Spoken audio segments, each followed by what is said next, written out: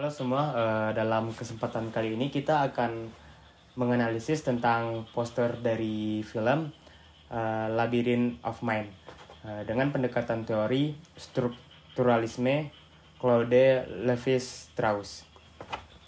Strukturalisme mengajarkan kita bahwa untuk memahami suatu karya, kita harus mencari struktur di dalamnya, pola berulang, oposisi biner, dan bagaimana elemen-elemen itu membentuk makna kolektif. Pertama, mari kita lihat elemen-elemen visual utama poster ini. Pada bagian tengah, kita melihat judul Labyrinth of Mind yang ditulis dengan huruf yang berwarna merah tebal dan berlapis. Secara visual, huruf-huruf ini tampak membingungkan dan bertumpuk, menciptakan perasaan yang kacau dan keterjebakan. Di sebelah kanan poster, ada potret separuh wajah seorang perempuan muda yang ekspresinya serius dan tertekan. Dari latar belakang memperlihatkan percikan warna merah, biru gelap, dan hitam.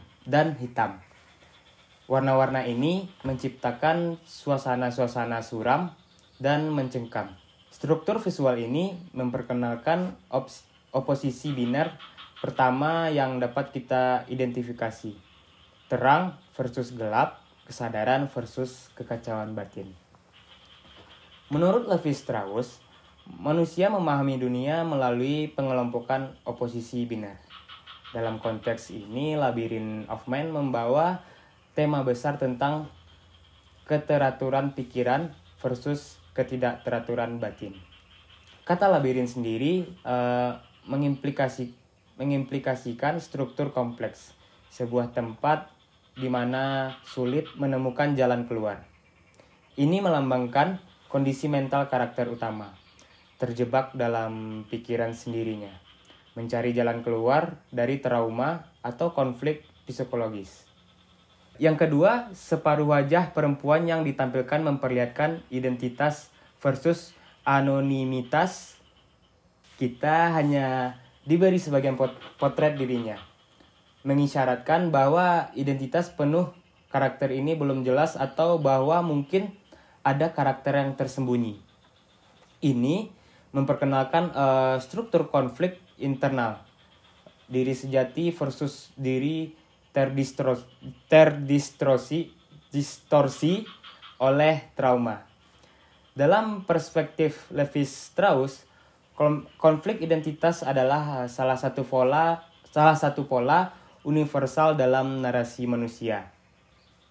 Yang ketiga, adanya gambar rumah tua yang bergaya klasik di bagian bawah poster, memperkenalkan narasi lain, keamanan rumah versus bahaya batin. Rumah biasa menjadi simbol perlindungan, kenyamanan, dan kekeluargaan.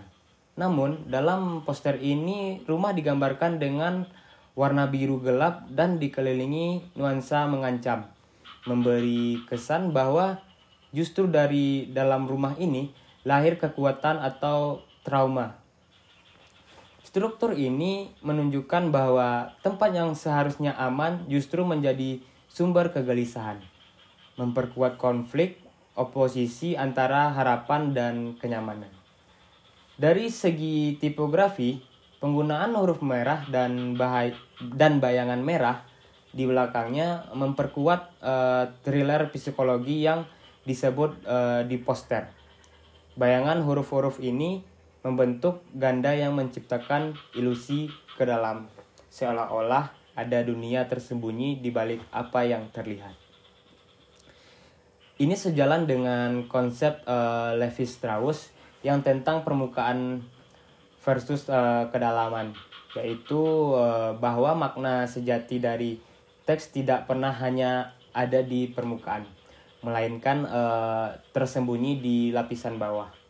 Lalu, bila kita memperhatikan penempatan teks produksi, aktor dan supervisor di bagian bawah mencerminkan struktur sosial dari produksi film itu sendiri. Ada hierarki yang terbentuk dari kreator utama, supervisor, hingga kru teknis. Ini mencerminkan struktur sosial versus individu yang menjadi bagian penting dalam cara masyarakat untuk mengorganisasi pencipta budaya. Sesuai pendekatan strukturalisme. Dalam bentuk poster ini, warna-warna juga membentuk struktur makna. Merah mencerminkan emosi intens seperti marah, takut, dan bahaya. Biru gelap menghadirkan kesan kesendirian dan keterasingan. Hitam membawa makna kematian atau kekosongan.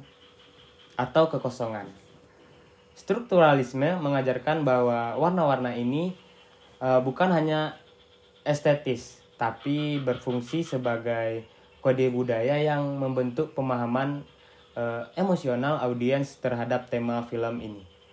Melalui pendekatan struktural, kita juga dapat melihat struktural naratif implisit yang dibangun dalam poster ini. Seorang karakter perempuan mengalami gangguan psikologis berjuang menemukan jalan keluarnya. Identitas sejati atau jalan keluarnya, mencari identitas sejati atau mengatasi trauma masa lalunya. Dalam lingkungan yang seharusnya aman tapi berubah menjadi mengancam, yang berubah menjadi suatu tempat yang menjadi suatu ancaman. Ini menciptakan rangkaian struktural karakter, masalah, konflik, lingkungan. Struktur ini sangat umum dalam cerita thriller psikologi dan menunjukkan pola narasi yang bersifat universal dengan memperhatikan seluruh elemen poster ini. Kita bisa menyimpulkan bahwa Labyrinth of Mind menghadirkan sebuah struktur konflik internal manusia yang bersifat dualistik, antara terang dan gelap, antara diri sejati dan kekuatan bawah sadar, antara tempat aman dan ruang ancaman. Lewat visual yang kompleks namun terstruktur, poster ini tidak hanya memperkenalkan cerita film, tetapi juga mengarah audiens untuk bersiap menghadapi pengalaman sinematik yang penuh ketegangan psikologis. Semua itu sejalan dengan pandangan Levi Strauss bahwa makna tidak ada dalam satu elemen saja, melainkan dalam hubungan antara elemen-elemen itu dalam sebuah struktur. Baiklah, mungkin hanya itu yang dapat saya jelaskan. Saya mohon maaf jika ada ketipuan, salah ngomong atau bagaimana. Jangan lupa like dan subscribe. Dadah.